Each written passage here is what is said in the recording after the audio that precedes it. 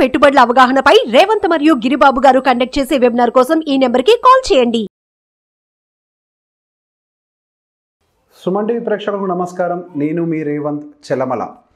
So రీసెంట్గా చూస్తున్నాం మనం ఎఫ్ఎన్ఓ ట్రేడర్స్కి ఒక బ్యాడ్ న్యూస్ ఉంది అన్నట్టుగా. సో యాజ్ ఆఫ్ నౌ అయితే మనకి నిర్మలా సీతారామన్ గారి దగ్గర నుంచి ఎటువంటి అఫీషియల్ కమ్యూనికేషన్ అయితే లేదు, కానీ రకరకాల మీడియా సోర్సెస్లో చూస్తున్నాం ఎఫ్ఎన్ఓ ట్రేడింగ్ని 30% ఫ్లాట్ 30% స్లాబ్లోకి తీసుకొస్తాము అని. సో బేసిక్గా ఇది ఎంతవరకు కరెక్ట్? సో వాళ్ళు చెప్పేటువంటి ఒపీనియన్ అంటే డైరెక్ట్గా గవర్నమెంట్ నుంచి వచ్చింది కాదు, బట్ ద మీడియా సోర్సెస్ నుంచి వచ్చేది ఏంటి అని అంటే ఎఫ్ఎన్ఓ ట్రేడింగ్ని కొంచెం వరకు డిస్కరేజ్ చేయాలి, రీటైలర్స్ దాన్ని కొద్దిగా దూరంగా ఉండేందుకు 30% స్లాబ్లోకి చేరుస్తున్నాము అని చెప్పేసి ఒక మాట చెప్పారు. సో మంచిదే. సో రీటైలర్స్ కోసం వాళ్ళు ఎటువంటి జాగ్రత్తలు అయితే తీసుకుంటున్నారో అవన్నీ కూడా ఒక రకంగా మంచిదే, ఎటువంటి అనుమానం లేదు. రీటైలర్స్ చాలామంది ఎఫ్ఎన్ఓ ట్రేడింగ్లోకి వచ్చి నష్టపోతున్నారు. కాకపోతే ఇప్పుడు ఏదైతే అది జరుగుతుందో లేదో నాకు తెలియదు, కాకపోతే ఒకవేళ జరిగినట్లయితే జరగడానికే ప్రాబబిలిటీ ఉంది. బేసిక్ ఎఫ్ఎన్ఓ ట్రేడింగ్ మీద బై డిఫాల్ట్గా కొంతవరకు సర్కార్ కొంత సీరియస్గానే ఉంది కాబట్టి చేయడానికి అవకాశం ఎక్కువగా ఉంది. సో కాకపోతే ఇక్కడ నా క్వశ్చన్ ఒకటే, 30% ఇన్కమ్ స్లాబ్ తీసుకురావడం వల్ల ట్రేడర్స్ ట్రేడ్ చేయడం ఎందుకు మానేస్తారు? సో బేసిక్గా అందరికీ తెలిసిన ఓపెన్ సీక్రెట్, ట్రేడింగ్లో 90% 92% లాస్లోనే ఉంటారు. సో బేసిక్గా సంపాదించే వాళ్ళ మీద కదా మీరు ట్యాక్స్ వేసేది. మీరు కంట్రోల్ చేయాల్సింది ఎవరిని? నష్టపోయే వాళ్ళని. సంపాదించే వాళ్ళతోటి ఎటువంటి సమస్య లేదు, వాళ్ళకి నాలెడ్జ్ ఉంది, వాళ్ళకి స్ట్రాటజీస్ తెలుసు, వాళ్ళు చదువుకున్నారు, వాళ్ళు కష్టపడ్డారు, ఎన్నో సంవత్సరాల నష్టాలను ఎదుర్కొని ఇప్పుడిప్పుడే పాజిటివ్గా సంపాదిస్తూ ఉంటారు. సో బేసిక్గా సంపాదించే వాళ్ళ మీద ట్యాక్స్ వేయటం వల్ల సంపాదించని వాళ్ళు ఈ ఫీల్డ్లోకి రారు అంటానికి ఏమన్నా ఉందా?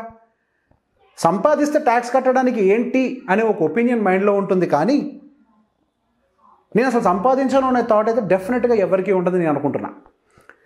సో బేసిక్గా ఇన్ కేస్ మీరు ఏదైనా నిజంగా కంట్రోల్ చేయాలి అని అనుకుంటే ఏమన్నా బేసిక్ ఎగ్జామ్ కండక్ట్ చేయడము, ఎన్ఐఎస్ఎం లాంటి ఇన్స్టిట్యూట్స్ దగ్గర అసలు basic knowledge. So basic options trading చేయాలి అని అంటే, డెరివేటివ్స్లో ట్రేడ్ చేయాలి అని అంటే ఒక నాలెడ్జ్ ఉండాలి. అసలు ఆప్షన్ గిరిక్స్ అంటే ఏంటి, వాటిని ఎలా యూజ్ చేస్తారు, వీటి మీద కొంతవరకు నాలెడ్జ్ ఉండాలి. ఆ నాలెడ్జ్ మీద ఒక బేసిక్ కోర్స్ కండక్ట్ చేయండి. ఎన్ఐఎస్ఎం చాలా కోర్సులు కండక్ట్ చేస్తోంది. ఎంఫీ రిజిస్టర్డ్ మ్యూచువల్ ఫండ్ అని, రిజిస్టర్డ్ ఇన్వెస్ట్మెంట్ అడ్వైజర్ అని చెప్పి, రీసెర్చ్ అనలిస్ట్ అని చెప్పి ఇట్లా ఎన్నో ఇస్తుంది. అలానే ట్రేడర్స్కి కూడా ఒక క్వాలిఫికేషన్ పెట్టండి కావాలంటే. దానివల్ల ఏం జరుగుతుంది? చదువుకొని వస్తారు. చదువుకొని ఫీల్డ్లోకి వచ్చేవాడి వల్ల దేశానికి అభివృద్ధి జరుగుతుంది, కానీ దేశానికి నష్టం ఏం జరగదు, వాళ్ళు నష్టపోరు. సో బేసిక్గా 30% ఇన్కమ్ ట్యాక్స్ ల్యాబ్లోకి వస్తే సంపాదించే వాడి దగ్గర లాభాలు మీరు తీసుకోగలుగుతారేమో, కానీ సంపాదించిన వాళ్ళని ఈ ఫీల్డ్లోకి రాకుండా ఆపడం అయితే జరగదు కదా. ఇప్పుడిప్పుడే కష్టపడి ఎదుగుతున్న వాళ్ళకి ఒక రకంగా అడ్డుగోడగా పెట్టడమే అవుతుంది. ఎన్నో సంవత్సరాలు కష్టపడి కష్టాలు నష్టాలు ఎదుర్కొన్న తర్వాత ఇప్పుడిప్పుడే ప్రాఫిటబుల్లోకి వచ్చినటువంటి ట్రేడర్స్ ఎంతోమంది కూడా ఉంటారు. నష్టాల్లో ఉన్న వాళ్ళు బై డిఫాల్ట్గా బయటికి వెళ్ళిపోతారు. There is no doubt in that. So బేసిక్గా మనకి ఎఫ్ఎన్ఓ అనే ఒక సెగ్మెంటే హెడ్జింగ్ కోసం డిజైన్ చేయబడింది. సో మీరు దాన్ని ఇప్పుడు ఒక స్పెక్యులేటివ్ కిందకి తీసుకొచ్చేస్తే, what is the purpose of introducing F N O? If you want to strictly restrict the retailers from the F N O trading, మరి అట్లాంటప్పుడు సెబీ ఎవ్రీడే ఎక్స్పైరీని ఎందుకు తీసుకొచ్చింది? ఇన్ఫ్యాక్ట్ ఎక్కువగా నష్టం ఎప్పటి నుంచి జరిగిందో మీరు అందరూ గమనించే ఉంటారు. ట్రేడర్స్ అందరికీ తెలుసు, అతిగా ట్రేడర్స్ నష్టపోతుంది ఎవ్రీడే ఎక్స్పైరీ వచ్చిన తర్వాతనే. ఇంతకుముందు గురువారం ఒక్కరోజే bank Nifty and Nifty expiry ఉండేది. అప్పటి వరకు ఇంతటి వాలటాలిటీ మార్కెట్లో కూడా లేదు. అప్పుడు కొంతవరకు స్టేబుల్గా ఉండేవి. వాట్ ఎవర్ ద స్ట్రాటజీస్ ఏవైతే మార్కెట్లో ఉన్నాయో అవన్నీ కూడా కొంత స్టేబుల్గా పనిచేసేవి, నష్టాలు పెద్దగా ఏమి ఉండేవి కాదు. ఎప్పుడైతే ఎవ్రీడే ఎక్స్పైరీ తీసుకొచ్చారో అక్కడి నుంచే బాగా నష్టపోవడం అనేది కనిపిస్తోంది. సో ఎవ్రీడే ఎక్స్పైరీ ద్వారా ఎక్కువ ట్రాన్సాక్షన్స్ చేయొచ్చు, దాని మీద ఎక్కువ ట్యాక్సెస్ కలెక్ట్ చేయొచ్చు, అక్కడ ఇన్కమ్ సంపాదిస్తున్నారు.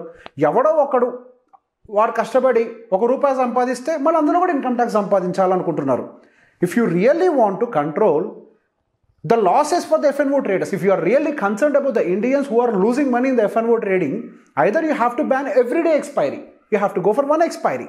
అండ్ ఎఫ్ఎన్ఓని బ్యాన్ చేయడం కుదరదు, అదొక హెడ్జింగ్ టూల్, ప్రపంచవ్యాప్తంగా ఉంటుంది, అది పాసిబుల్ కాదు. అట్లాంటప్పుడు ఎవ్రీడే ఎక్స్పైరీ పెట్టి బిజినెస్ చేయకూడదు, ఎక్స్పైరీ ఒకరోజే జరగాలి. అండ్ లాసెస్ కంట్రోల్ చేయడం కోసం నాలెడ్జ్ ఇచ్చే ప్రయత్నం చేయాలి. త్రూ ఎన్ఐఎస్ఎం కొన్ని ఎగ్జామ్స్ కండక్ట్ చేయొచ్చు, క్వాలిఫికేషన్ ఉన్న వాళ్ళే ఎఫ్ఎన్ఓ ట్రేడింగ్ ఎనేబుల్ చేయొచ్చు. And however demat account activation జరిగేటప్పుడు ఎఫ్ఎన్ఓ అనేది బై డిఫాల్ట్గా మీ యాక్టివ్గా ఉండదు. We have to submit the bank proof, ఇట్లాంటిది బేసిక్ ఉంటుంది కదా వెరిఫికేషన్. అలాంటి టైంలోనే NISM సర్టిఫికేషన్ సబ్మిట్ చేస్తే మేము డీమ్యాట్ అకౌంట్ ఓపెన్ చేస్తామని చెప్పొచ్చు. సో ఇట్లాంటి ప్రాసెస్ ఏమన్నా తీసుకోవడం వల్ల చదువుకొని మార్కెట్లోకి వచ్చి సంపాదించుకుంటారు, కానీ ఇప్పుడు ఏదైతే ప్రక్రియ 30% స్లాబ్లోకి తీసుకొస్తే ఆగిపోతారు అనుకునేది మాత్రం జరగదు. అసలు 30% కడితే ఎంత పెద్దగా ఉంటుందో తెలియాలంటే ముందు లాభాల్లోకి రావాలి. లాభాల్లోకి రాకుండా అసలు 30% అనే ఫిగర్ పెద్దది అనేది అసలు మైండ్లోకి ఎట్లా వస్తుంది?